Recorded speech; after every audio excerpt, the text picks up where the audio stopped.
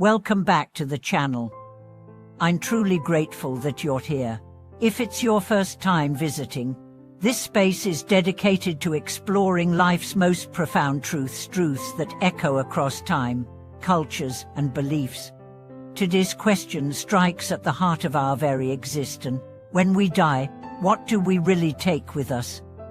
Is it wealth, status, achievements? The answer, simple yet soul-shaking, is none of the above.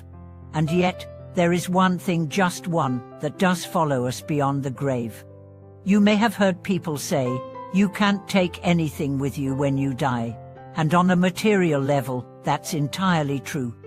But does that mean we vanish into nothingness? Absolutely not. What we take is far more subtle, far more meaningful, and infinitely more lasting. To open this journey, I want to take you into a story, one that begins not with life, but with death. A man dies. He finds himself in a surreal, silent space. No pain, no sound, just an eerie stillness. As he tries to understand where he is, a radiant being appears, serene, calm, ageless. It is said to be the Buddha. In his hand, the Buddha carries a simple, unassuming box. The man, puzzled, asks, "What is in the box?" The Buddha replies, "These are your remains." "What do you mean?" the man asks, almost laughing. "Where are my cars, my home, my bank account, my books, my body?" The Buddha gently answers, "All of those belong to the world.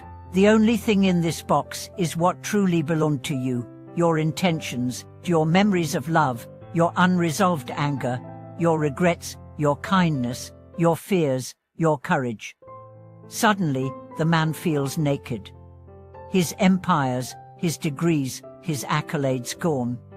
What's left is who he was, not who he appeared to be.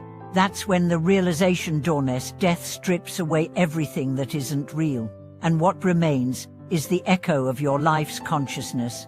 That's what we take with us, our consciousness, shaped by every thought, every action, every moment of awareness or ignorance. Your kindness, your anger, your compassion, your greed, your faith. These don't die with the body. They accompany you like a shadow that never leaves.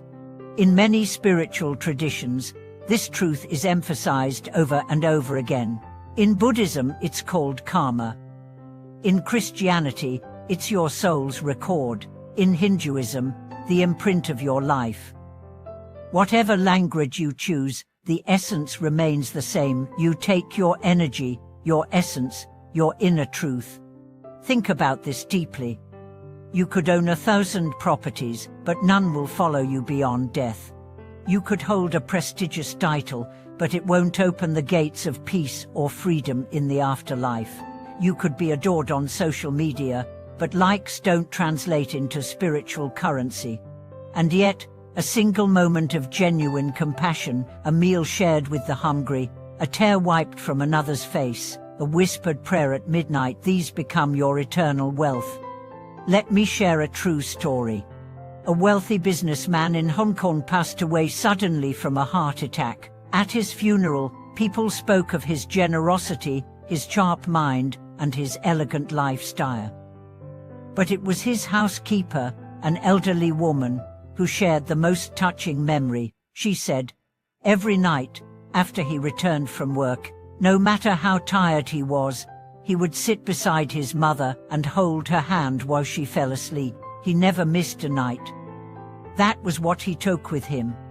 That tenderness, that love, that reverence. Now ask yourself, what are you storing in your box? Are you filling it with resentment, with deadlines, with endless scrolling, or are you consciously planting seeds of joy, of truth, of service? There's a deeper tragedy hidden in modern life, not that we die, but that we die unprepared. We live in such a rush that we rarely stop to ask, what am I becoming? Every habit, every reaction, every value you uphold, these are chiseling your spiritual form. And there's no escaping that final review. When the body stops, when the night ends, when there's no one left to impress, you'll see yourself. not your reflection, but your truth. And in that sacred stillness, the only question that matters is, did I live with love? Did I live with awareness? Did I leave behind more light than darkness? A woman once told me her grandmother whispered just before dying, "I'm taking the garden with me." No one understood at first, but later they realized the garden was her inner life, her memories of mornings spent watering flowers, of her grandchildren playing in the sun, of prayers whispered beneath moonlight. That's what she meant. Her garden was her peace, and that's what she carried into the beyond. So let's pause here. Close your eyes. Think of a moment from your life that truly mattered. Was it a celebration, or something simple? A silent walk with someone you loved, a moment you forgave someone, or were forgiven. That's what you'll take, and that's what's worth building. Let's continue with more reflections, stories, and ancient wisdom in the next segment. Let's journey further into the truth that lies beyond all illusions, the understanding that death is not the thief, but the revealer. It takes nothing that truly belongs to us. Instead, it reveals the essence we've cultivated through every breath, every choice, every silent moment we believed no one noticed. Imagine sitting at the edge of your life, with everything behind you, who you were, how you treated others, what you loved, what you feared. It all becomes a mirror. And that mirror doesn't show your wealth, your wardrobe, or your resume. It shows your heart. There's an old saying, you die as you lived. If your life was filled with anger, unresolved pain and bitterness, your last moments will reflect that. But if your life was shaped by mindfulness, forgiveness, and compassion, even your final breath will be luminous. Let me share the story of Robert, a Vietnam veteran. After the war, he lived decades plagued by PTSD, alcoholism, and isolation. But in his 60s, he encountered meditation. At first, it was just a tool to cope, but soon it became his path. He began volunteering at a hospice center. He started reconciling with people he had hurt. When he finally passed away, surrounded by those he once pushed away, his nurse reported his last words, "Tell them I found peace." He didn't carry medals or regrets. He carried peace. And this brings us to a powerful truth. We are always preparing for death, not just in the last days of life, but every single day. How you spend your time, what you value, what you repeat, this is your preparation. You are building your afterlife, not with bricks and wood, but with intentions and awareness. So what truly stays with us? It's not just what we did, but how we did it. It's the sincerity behind our actions. A meal cooked with love, a conversation filled with patience, a life lived with authenticity. Think of your memories, not the photos you posted, but the real moments that made your heart quiet or your eyes tear up. Those are your eternal companions. There was a nurse who worked in palliative care.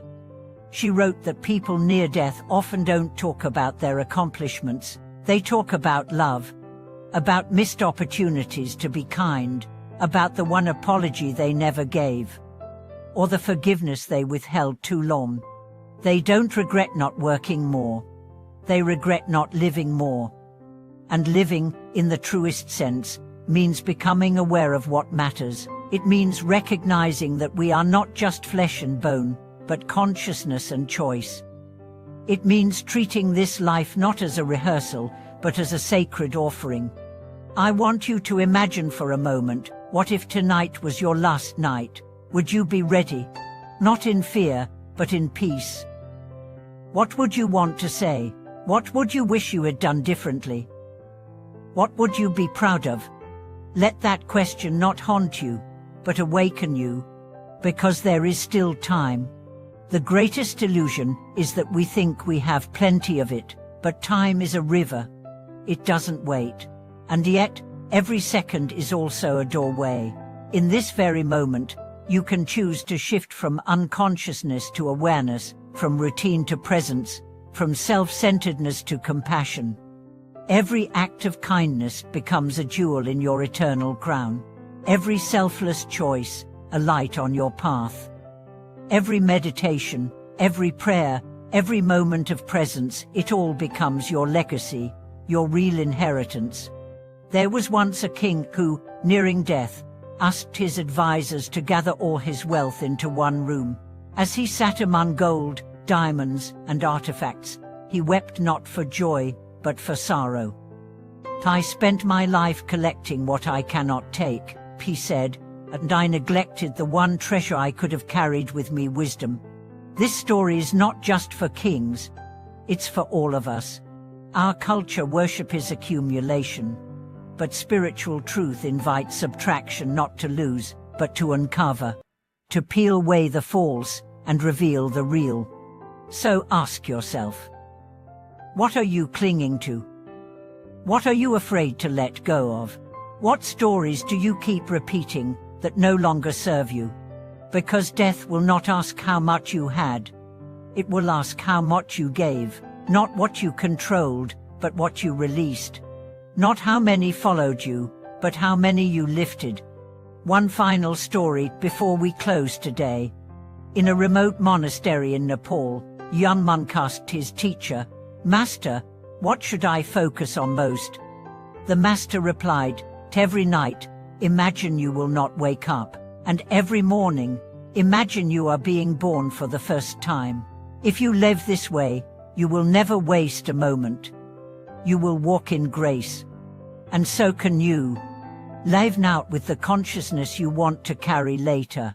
Love now with the depth you wish you had at the end. Forgive now, not for them, but for your own liberation. Because at the end of it all, what stays with you is not the world's story of you, it is your soul's." Thank you so much for being with me on this deep and necessary journey today. If this message has stirred something in you, I invite you to share your reflections in the comments. What would you want to carry with you? What moments matter most to you? Don't forget to subscribe, like, and share this video. You never know who might need this reminder that beyond everything, something sacred is always yours. Thank you for watching this video.